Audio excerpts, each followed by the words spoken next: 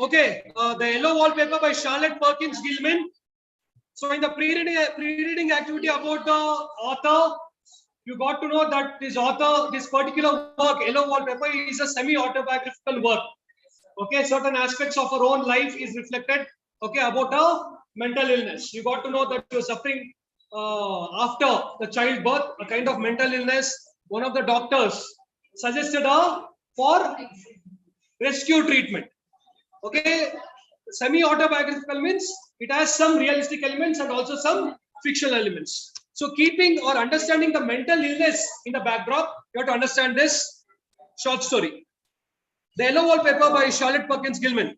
It is very seldom that mere ordinary people like John and myself secure ancestral halls for the summer. So she's talking about her own personal life. She's saying secure ancestral halls for the summer means she's talking about inheritance of property. She happens to be from, let's say, ordinary economical background. Therefore, she's saying this. A colonial mansion, a hereditary estate, I would say a haunted house, and reach the height of romantic felicity, but that would be asking too much of it.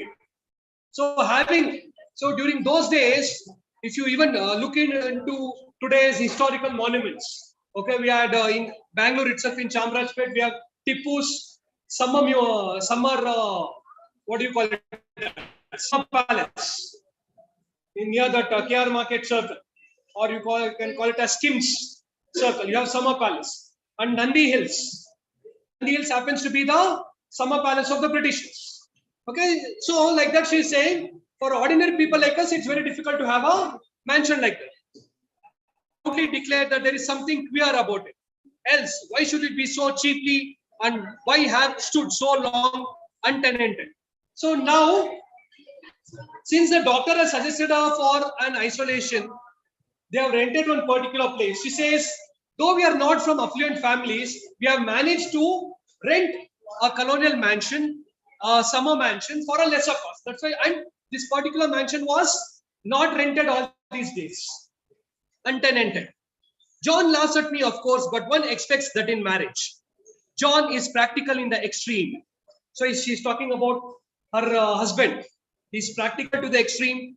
He has no patience with faith, an intense horror of superstition, and he scoffs openly at any talk of things not to be felt and seen and put down in figures. So this is her description about her husband. She says her husband John is too practical. Everything should be scientific for him. John is a physician, means a doctor. And perhaps I would not say it to a living soul, of course, but this is dead paper and great relief to my mind. Perhaps that is one reason I do not get well faster. So she's saying, since he is physician, since he is very practical, scientific, I am not able to get in terms with him. That is the reason why I am not able to overcome illness. You see, he does not believe I am sick. And what can one do? She's talking about her own problem. She says, I am suffering inside, but is not ready to accept it. If a physician of high standing and one's own husband assures friends and relatives that there is really nothing the matter with one but temporary nervous depression, a slight hysterical tendency, what is one to do? She is expressing her own helplessness, saying that my own husband is a doctor and he himself is not in a position to understand that I am having an intense mental illness. He just says it's just a passing of phase, it's just nervous breakdown. And this is what he's trying to convince to relatives and friends. When my own husband is unable to listen to my problems, what can I do? My brother is also a physician and also high standing, and he says the thing. She is telling how these male family members of ours is unable to understand the problems of her. On the one hand, her own husband, on the other hand, her own brother, both are physicians of high repute and both are of the same opinion.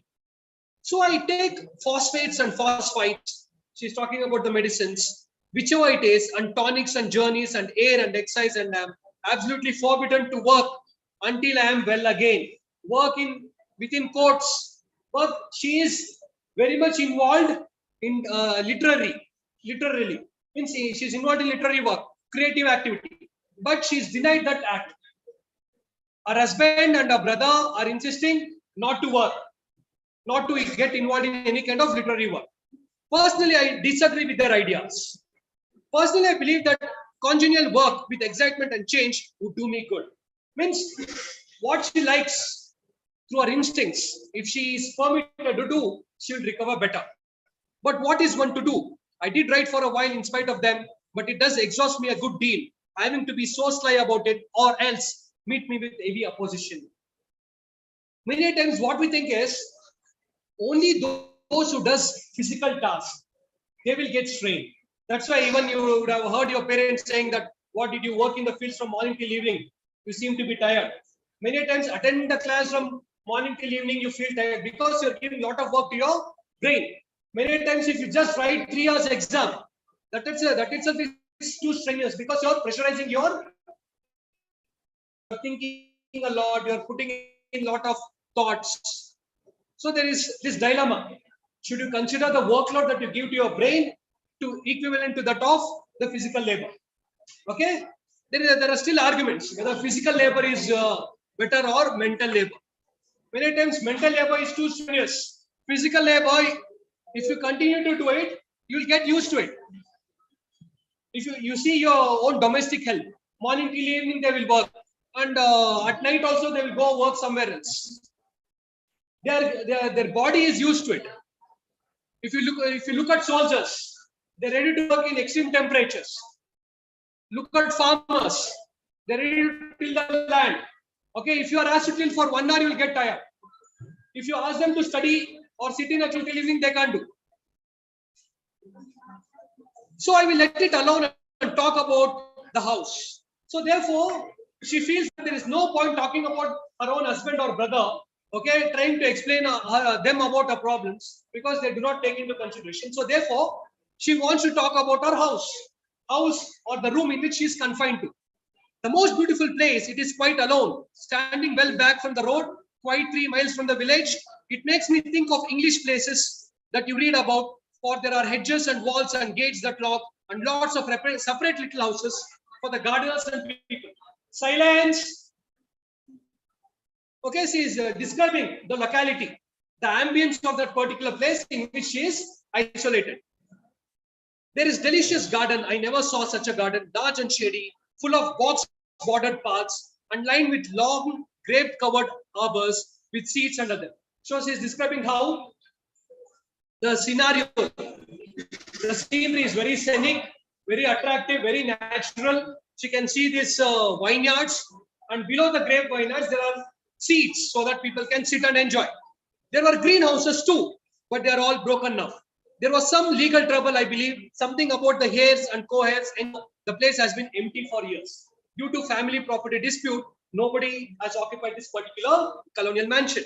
That spoils my ghostliness. I am afraid, but I don't care. There is something strange about the house. I can feel it. So she says, since it was left alone, she feels that this house is haunted by something. There is some ghost here, and only she can feel it. Not for a specific ghost, she says, she can experience that ghostliness. Ghostliness in movies you would have watched. The protagonist, if they're inside, they can see some movement, they can hear some sounds. Okay, all those things. I even said so to John one moonlight evening when he said, what I felt was a draught, and shut the window. Usually we say only during full moon day we have these experiences. They say when during full moon day you should not go near water bodies because during that time the water swells, you may get drowned, it's very dangerous. So she says during one such full moon day, or what she says, moonlight, one moonlight evening, full moon day only then we get complete moonlight. She experienced this kind of ghostliness, but her husband said it is just her apprehension.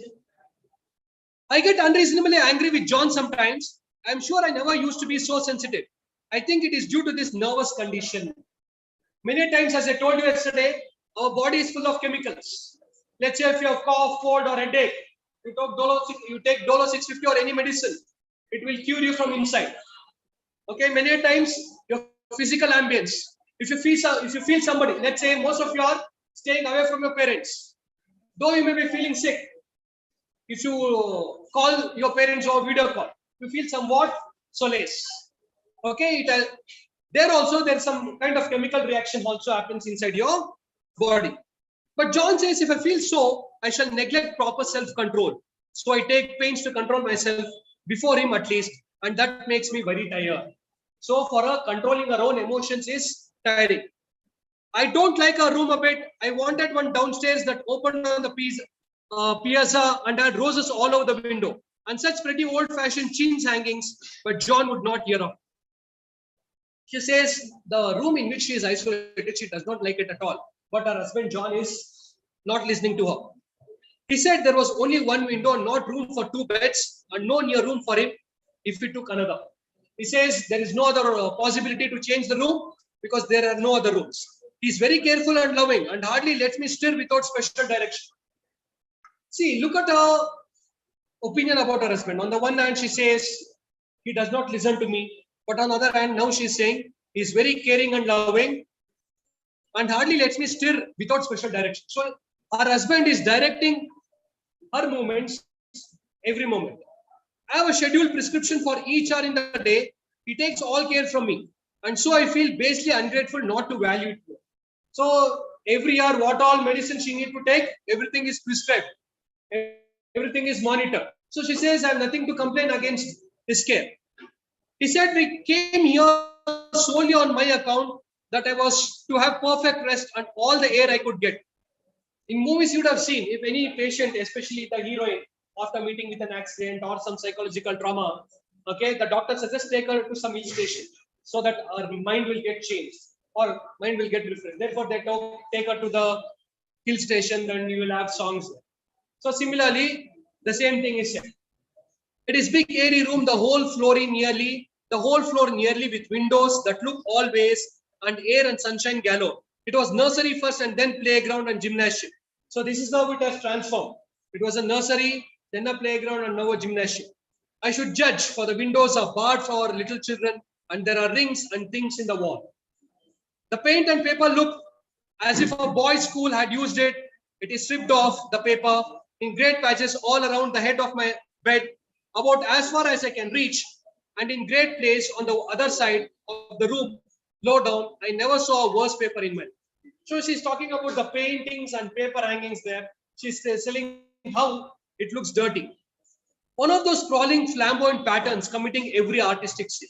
It is dull enough to confuse the eye in the following, pronounced enough to constantly irritate and provoke study. And when you follow the lame, uncertain curves for a little distance, they suddenly commit suicide.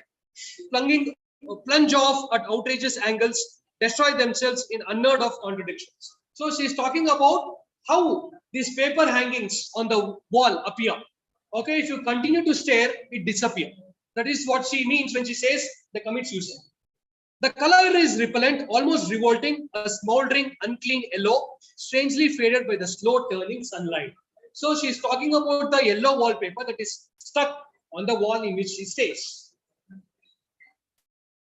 The color is repellent. Many say we say, isn't it, yellow, dirty fellow? Okay, because yellow is very much it strikes to your eye. Okay, the contrast should be there. It is a dull, lurid orange in some places, a sickly sulfur tint in others. No wonder the children hated it. I should hate it myself if I had to live in this room long. So she says, children hated this particular place. Okay. I'm making note of names. If you continue to talk, I'll mark you absent. There comes John, and I must put this way. He hates to have me write a word. She's a writer. She wants to get involved in creative activity, but her husband prevents it from her. We have been here 2 weeks and I haven't felt like writing before since that first day. I'm sitting by the window now, up in this atrocious nursery, and there is nothing to hinder my writing as much as I please, save lack of strength. So now she says, nothing is preventing me from writing, but she herself does not have any interest. John is away all day and even some nights when his cases are serious. So since he's a doctor, whenever he has night duty, whenever he has serious cases, he has to be away from his place. I'm glad my case is not serious, but these nervous troubles are dreadfully depressing. She says, because of this nervous problem, she has a lot of psychological breakdown. She is undergoing depression. John does not know how much I really suffer. He knows there is no reason to suffer, and that satisfies him. Of course, it is only nervousness. It does weigh on me. So not to do my duty in any way. I meant to be such a help to John, such a real rest and comfort, and here I am, a comparative burden already. So she says, this nervous breakdown has made her incapable. Okay, she's not in a position to. Nobody would believe what an effort it is to do what little I am able to dress and entertain and order things. So, to taking care of herself is very difficult considering a nervous breakdown. Others just feel it is just a basic thing. Let's say getting yourself ready, dressing yourself. Do you consider it as a burden? No, right? But since she is suffering from nervous breakdown, for her, it is a big burden. It is fortunate Mary is so good with the baby, such a dear baby. You should understand, she has suffered this nervous breakdown after delivering her daughter. And there is a nurse who is taking care of the daughter, and the nurse name is Mary. And yet I cannot be with him. It makes me so serious. I suppose John never was nervous in his life. He laughs at me so about his wallpaper. So she is telling that, yes, identify the line, both of you. Stand up, both of you.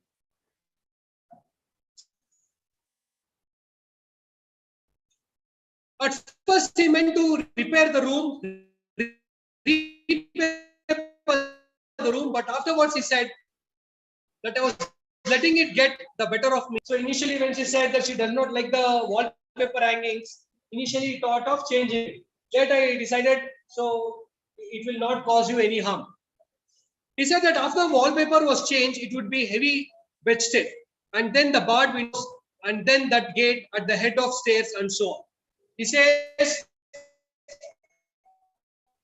if you remove the wallpaper, you know the place is doing you good, he said. And really, dear, I don't care to renovate the house just for 3 months rental. Just for 3 months, who will invest on renting? They'll just say, adjust somehow. Then let us go downstairs, I said. There are such pretty rooms there. Then he took me in his arms and called me a blessed little goose and said he would go down cellar if I wished and have a whitewash into the bargain. But he is right enough about the beds and windows and things. So she insists him to take him to the ground store. So you should imagine a big mansion, colonial mansion, which has multiple rooms. Okay, they have rented one of the rooms. In those rooms, there are wallpaper stuck everywhere. So this lady does not like the room. She insists the husband to take her to other rooms. I'm really getting fond of the big room, all but that horrid paper. She likes the room, but she does not like the yellow paper that is stuck on the wall. Out of one window, I can see the garden, those mysterious deep-shaded arbors, the riotous old-fashioned flowers and bushes and gnarly trees. So she's describing what she can see outside the window. Yes, both of us stand up. I always fancy see people walking in these numerous parks and arbors, but John has cautioned me not to give way to fancying the least. He says that with my imaginative power, stand up, I said, last two boys. Imaginative power and habit of story making, a nervous weakness like mine is sure to lead to all manner of excited fancies, and that I ought to use my will and good sense to check the tendencies so I try. So though she likes the vision out of the window, her intention is that she wants to see people moving around. But John, her husband, has said, don't give way to so much of fancy. This is an isolated place, you don't find people moving around. I think sometimes that if I were only well enough to write a little, it would relieve the press of ideas and rest me. So according to her, writing is a great stress buster. For some, listening to music, watching movies, doing some creative activity is a stress buster. Since she is from a literary background, she is denied that activity. Therefore, she feels if she is permitted to write, her stress will get reduced. But I find I get pretty tired when I try. This is a problem. On the one hand, she wants to de-stress, but when she tries to write, again she is stressing her brain. It is tiring for her. It is so discouraging not to have my advice and companionship about my work. She is expecting somebody to accompany her in this creative activity. When I get really well, John says we will ask cousin Henry and Julia down for a long visit, but he says he would as soon works in my pillowcase as to let me have those stimulating people about now.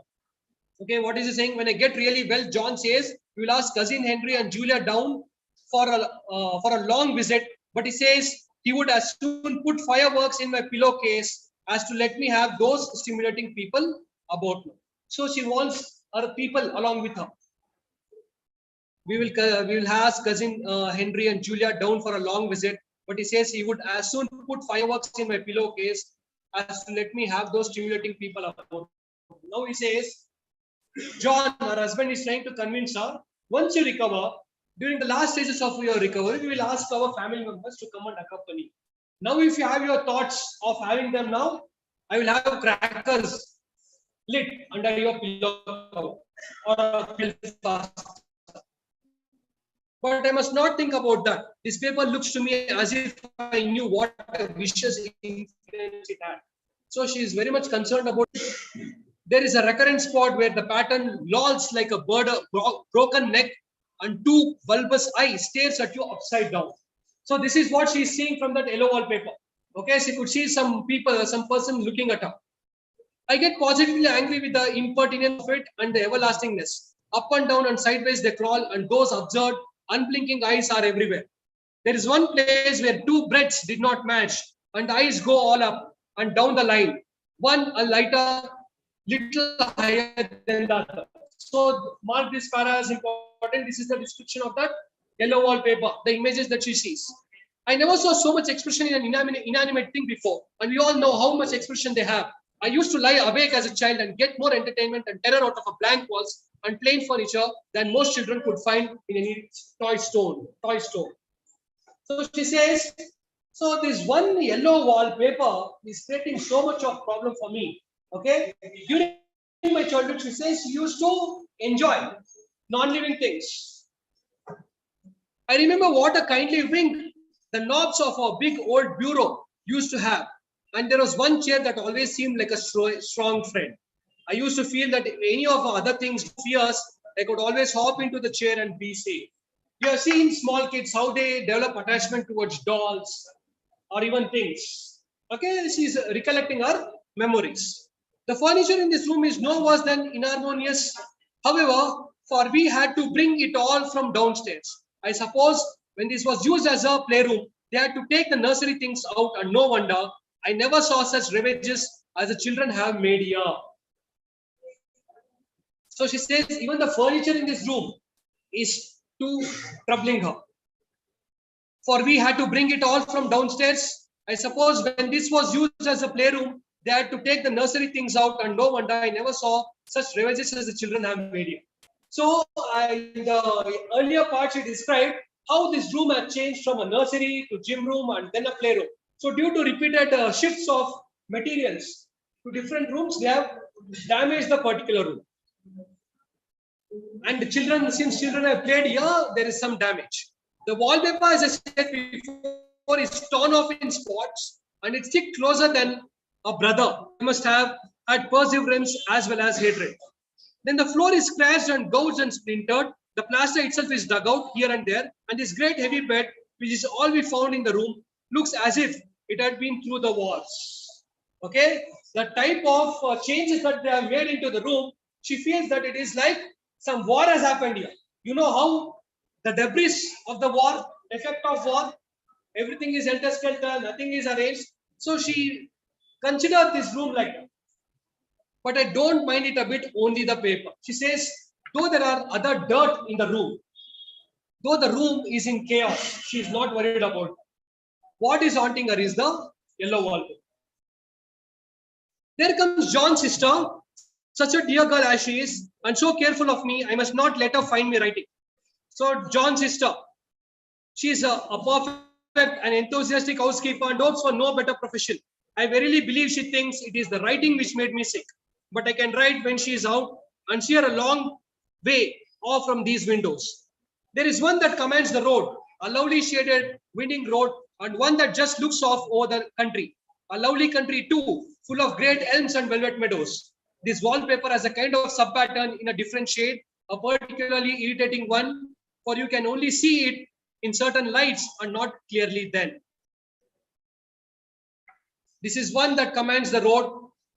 So she is saying, during the absence of John's sister, she can write.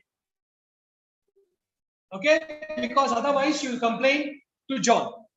There is one that commands the road, a winding road, and one that just looks off over the country, a lovely country too, full of great elms and velvet meadows. So she is talking about the description of the scenery, kind of sub-pattern in a different shade, a particularly irritating one, for we can only see it in certain lights and not clearly then. So now she is describing the wallpaper.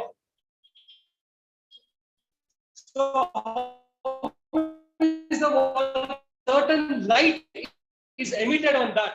At that you can see it. When that particular light is not emitted, you can't see certain patterns. But in the places where it isn't faded and where the sun is just so, I can see a strange, provoking, formless sort of figure that seems to sulk about behind that silly and conspicuous front design. So she's trying to say that the picture in this yellow wallpaper is customized. Okay, you would have okay during Sankranti in Karnataka itself, in Bangalore. Okay, when the sun changes its path from south to north, you can see that sun rays emitting towards directly to the Shivlinga there in this Malleshwaram temple. Okay, like that, she says this yellow wallpaper is also prepared in such a manner that only when certain light gets emitted, at that time it is visible. Other times it's not visible. Their sister on the stairs. Well, the 4th of July is over. The people are gone and I am tired out. John thought it might do good to me, good to see a little company. So we just had mother and Nelly and children down for a week. Of course, I didn't do a thing. Jenny sees to everything now. So she's talking about her sister Jenny. Okay, John has felt. Now time has passed. She says July 4th, and now John feels that if some of our relatives come to meet her, she will have better time. Okay, they have invited the relatives, and Jenny, her sister, is taking care of her. But it tired me all the same.